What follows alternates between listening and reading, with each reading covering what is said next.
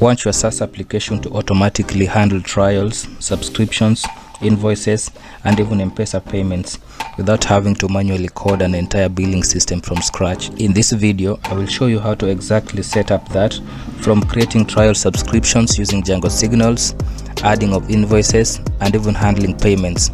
So just to give you a quick demo of what we are going to build. So inside our tenants table, we can onboard a new client by saying add, and then we can fill in the name.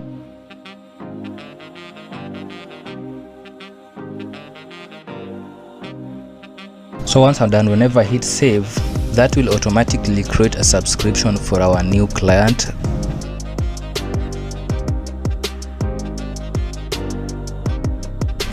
So we've successfully onboarded our new client. So let's go ahead and check our subscriptions to see the subscription that the customer has been added to. So, and now you see that the Wezo Circle Limited has a plan of trial that is monthly. Then the start date is 23rd. So that is going to be our first implementation of today. Then in the next one, we are going to implement how to send invoices and handle payments. So that's it, and let's jump right into the code.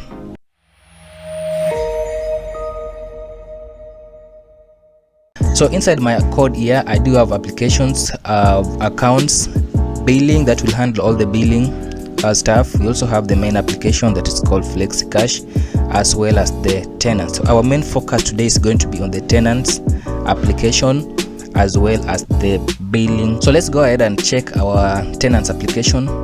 Then the next important module that you have is the signals.py. So this is the signal that will handle everything. So you can see that we do have a lot of handlers here. The first one is creating the tenant domain, because we want to be creating the domain name manually when we are creating the tenant. So we just want to create it using signals. We also want to create an admin for the tenant itself, send an email, and also SMS them their credentials, which we have already covered in our previous video. And then the one that you want to do today is how to create a trial subscription for our tenant.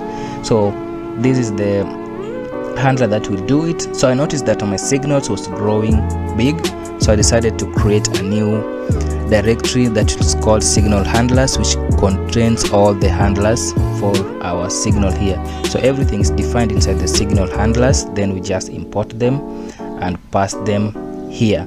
So to have a look at our signals files, we are using the post schema sync. So what this one does is that it becomes ready whenever a new tenant has been created and the migrations has been done. That's why we are not using the post save, because when you use the post save, the tenant instance will not be ready. So it's really important. Post save won't work, but post schema will work. And this one comes from the Django-Tenant package. It's not part of the Django core func here called handle tenant, which will try all these handlers. So let's go ahead and check our create trial subscription handler, because that is one that we want to talk about today. So if you look at it, the third one, it's pretty simple. Whatever we are doing here is that we're just importing our subscription. So this func is just, first of all, retrieving our trial plan, which is from the subscriptions plan model. Then we're just getting it with the trial, the name trial, because if you look at our models, if you go to our billing application, we do have 3 models. The first one is the subscription plan. Tenant subscription is now the actual subscription itself. We have the tenant because we have to, as a tenant, subscription has to be linked to a tenant. So we are using a foreign key over here to be able to reference that. The plan itself, the start date, the end date, the trial, and everything. Then invoices and payments. Invoices will be sent at the start of the subscription, but for the trial one, we're just going to send an invoice with a 0. So we don't invoice them any amount. We're just going to send an invoice with 0. Then after the first subscription, we'll now send an invoice with the amount depending on the package that the customer has selected. So lastly, we do have the payment. That's now going to be the payment itself. We will be using M-Pesa payments, the C2B, and also the SDK push in the dashboard. Then we have the related name, method, transaction ID, and the status. So that is it for our billing models. Now let's go back to our tenant.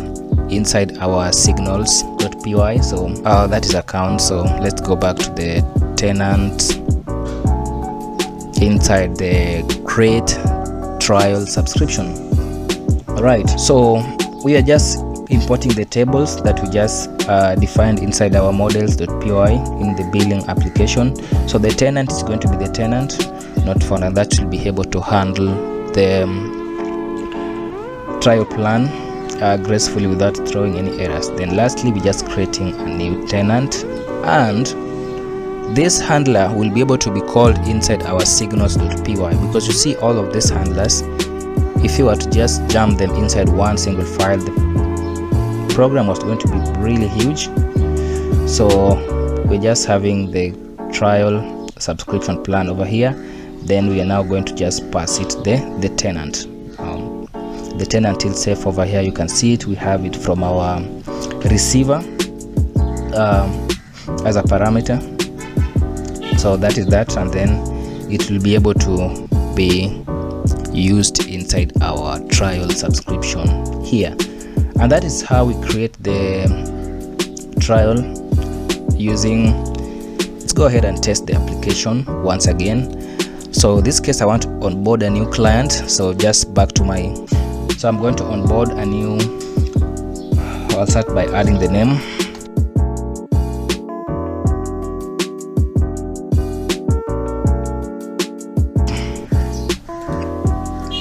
The new, so that is it. Our new client has been automatically onboarded, and as you expect, let's go and check our tenant subscription to actually confirm if there's a new subscription with a trial plan. Yeah, so you can see Vision Credit has been onboarded with a trial plan with monthly payments, start date, end date, and also the other fields. So that is how we onboard the new client. And also, if you can check our, we can also see that our tenant welcome page or the tenant login page for our clients are also working. You can go ahead and log in for today. So if you're building a SaaS application using Django, this setup that I've just started to show you will save you a lot of hours from integrating payments, invoices, and also sending emails and SMS to notify the users when their next payments are due. So if you like the video, please consider subscribing to the channel, liking the video, and also comment if you need a deep dive into some areas that you feel that we need to cover. So that's going to be it for today, and see you in the next one.